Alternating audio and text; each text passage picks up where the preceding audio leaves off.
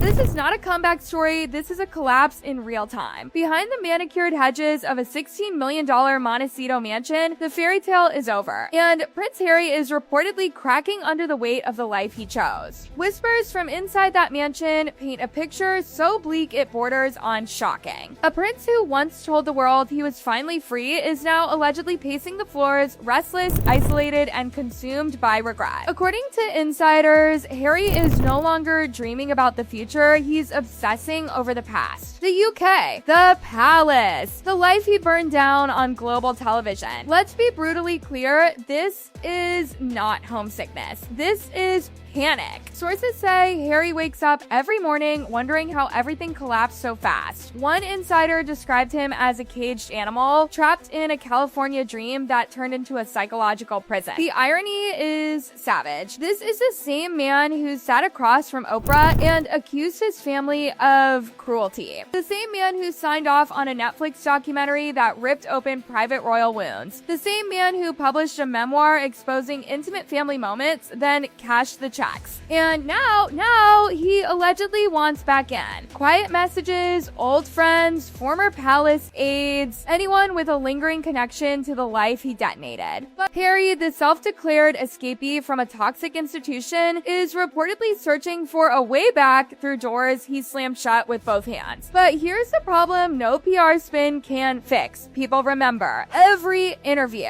every accusation, every headline. You don't torture family, your country, and the institution that gave you global relevance, then expect amnesia. Regret doesn't erase receipts. And Harry's desperation is only one side of this implosion. Because while he's allegedly looking east toward the UK, Meghan's California empire is imploding from the inside out. This was supposed to be her victory lap. Hollywood power player, media mogul, lifestyle queen, the woman who escaped the monarchy to build something bigger. Instead, insiders say the empire was smoke and mirrors, and the mirrors are shattering. Let's start with the business disasters. Arkwell Productions was sold as a revolutionary force in entertainment. A Netflix deal rumored near $100 million.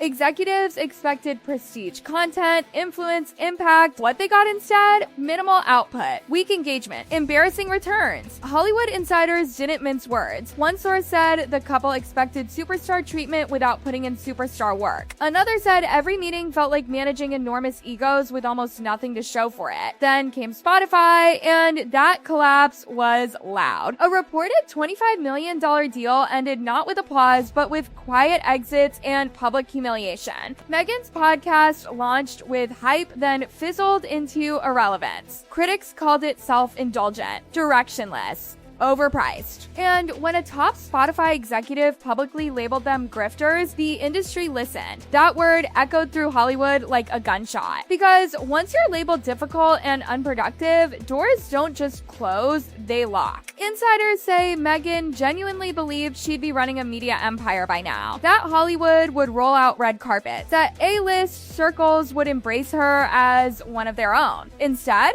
calls go unanswered. Meetings disappear, curiosity turns into cold distance. And the isolation isn't just professional. The Montecito social circle has reportedly frozen them out. Remember the early days? Oprah, Tyler Perry, celebrity dinners, photographed friendships with Serena Williams, and late-night TV royalty. That warmth didn't last. Sources say neighbors quickly realized the drama never stopped. Every gathering turned into grievance therapy. Every conversation circled back to how unfair life has been, all while living in obscene luxury. Translation: nobody wants to hang out with professional victims in a $16 million mansion. The fallout has become so severe that insiders claim the couple struggles to find social connections for their children. Let that land. Two of the most famous kids in the world growing up isolated, not because of paparazzi, but because their parents alienated everyone around them. And this is where Harry reportedly breaks. Sources say he talks obsessively about what what his children are missing: the cousins, the traditions, Christmas at Sandringham, a sense of belonging, the life he had and threw away. The man who chose freedom is now haunted by what his kids will never have. And the pressure inside the marriage, it's explosive. Insiders describe arguments that are no longer about small things, but about the future itself. Harry allegedly desperate to reconnect with Britain. Meghan reportedly refusing to ever return except on her own terms. One source claims she made it brutally clear: if he wants the UK, he goes alone. That ultimatum hangs over everything. Harry is said to feel trapped between two worlds, rejected by the one he left, suffocating in the one he chose. A prince with no kingdom, a husband with no leverage, a man who no longer recognizes his own life. And the cruelest twist, the palace doors aren't opening. Attempts to reconnect with his father and brother have reportedly been met with silence and polite distance. Sympathy, maybe, but no forgiveness. No pathway back, no role waiting. Trust, once destroyed publicly, doesn't regenerate. Harry thought time would heal it. Instead, time hardened everything. And as this emotional collapse unfolds, another monster is circling: money. The Montecito lifestyle bleeds cash. Security alone costs hundreds of thousands annually. The mansion, staff, legal battles, PR cleanups. The Netflix clock is ticking. Donations to Arkewell are slowing. New deals are drying up. The Sussexes are spending like royalty without royal backing. And when money pressure meets ego, isolation, and a crumbling marriage, things get ugly fast. This isn't reinvention. This is reckoning. And this is only the beginning. The illusion didn't just crack, it collapsed under its own weight. Because once the money pressure started mounting, everything else began to unravel at terrifying speed. And insiders say this is the phase where panic quietly replaced confidence inside that Montecito mansion. For years, Harry and Meghan lived as if the cash would never stop flowing. Big deals, bigger promises, endless leverage from the royal name. But that model only works when the brand keeps delivering, and the Sussex brand is now radioactive. Security alone is bleeding them dry.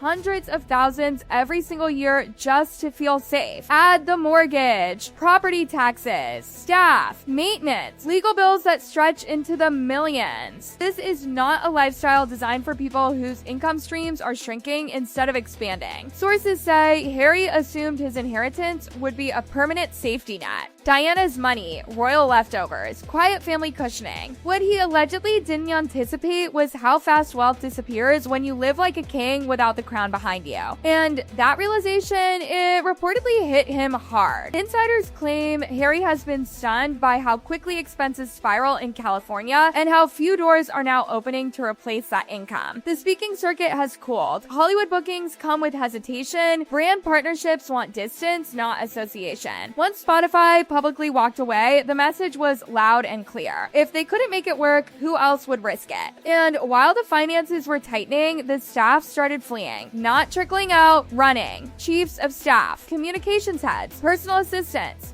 advisors, consultants, one by one, then in waves. Entire teams dissolved in months. Recruiters now quietly warn candidates that working for the Sussexes is a career risk, not a prestige move. Former staff describe chaos, unrealistic expectations, constant crisis mode, a refusal to accept responsibility, a belief that every failure was someone else's fault. When your entire operation turns into a revolving door, execution dies. Projects stall, momentum evaporates, announcements replace results. And this is where insiders say Harry began seeing something he spent years denying. Patterns, the same explosions, the same burned bridges, the same cycle repeating, only now it's happening in America, not the palace. Sources claim Harry is starting to notice that everywhere they go, relationships end the same way. Family, friends, staff, business partners, always conflict, always rupture, always blame placed outward. That realization, if true, is devastating because it forces him to confront the possibility that not everyone else is the problem, and that internal conflict is reportedly shredding the marriage from the inside. Arguments are no longer about schedules or projects, they're about about identity, belonging, regret, what was lost, what can't be recovered. Harry is said to miss purpose more than privilege, structure more than luxury, the sense that what he did actually mattered. Being a royal gave him that even when he resented it. Now, he's a supporting character in a story that isn't working. Meghan, on the other hand, is reportedly furious at the idea of going backward. To her, Britain represents humiliation, hostility, and failure. Returning isn't reconciliation, it's surrender. And neither of them wants to admit they miscalculated. Meanwhile, public opinion has turned brutal. In Britain, Harry's reputation has cratered so deeply that polls place him below figures long associated with scandal. The public doesn't see a rebel anymore, they see betrayal. In the US, sympathy has curdled into fatigue. The narrative has shifted from brave escape to professional grievance. Even longtime supporters struggle to defend the contradictions. Privacy while filming documentaries, victimhood while cashing checks, silence while selling secrets. The Sussex brand, once fueled by curiosity, now feeds skepticism.